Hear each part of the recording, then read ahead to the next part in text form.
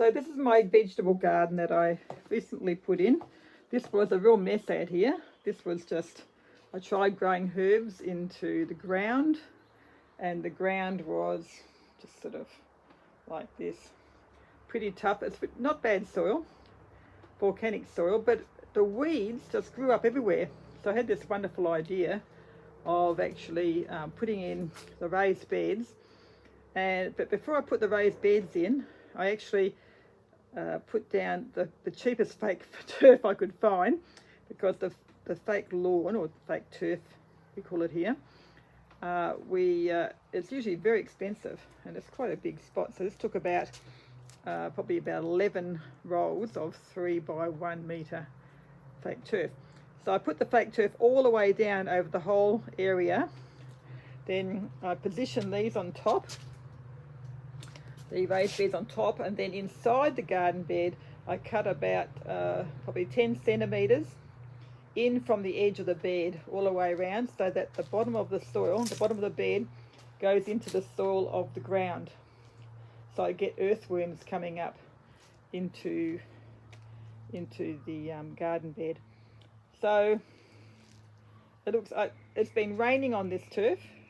It's been raining, and it's been blowing on. I get the blower vac out to clean all the leaves off it that fall from all of these things. So I blower vac it, and it keeps all nice and clean. But over here, I've planted some tomato plants on there, and on the other side of that one, there's smaller ones there coming up. And so I was thinking, how am I going to support the tomato plants?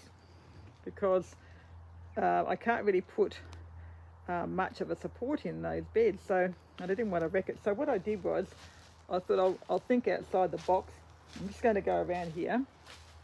And so, thinking outside the box, I went and bought myself this for about $35.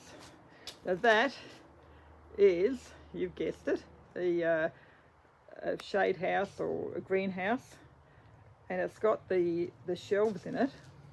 So what I'm going to do is going to position that between the two garden beds, but I've gone and put, my husband has, little holes up here. He drilled them in for me, and I'm going to bring some twine from the bottom ones. I'm going to thread it up, and I'm going to have lots of twine going through each one of those shelves, up the top and across, so that those tomato plants can actually grow over the top of it, and it supports it well. So I'm going to go ahead and thread it all up, and we'll show you the finished result. Cut that off.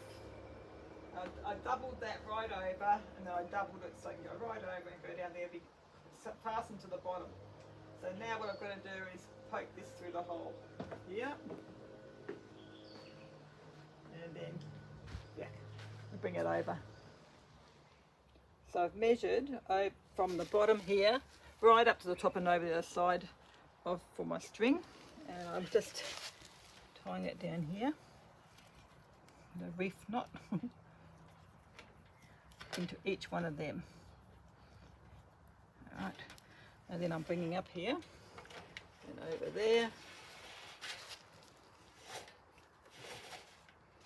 and then up to the next one over there. So it's actually tying down those the racks as well, so that makes them secure. I'm going to put a few pots in there. When I get to the top, I've put some sticky tape around here so that it goes through there easy. And then pull that through to the other side. That's usually Jackie's job. And sometimes I go around twice. I might do it twice now. And then we just do the other side the same.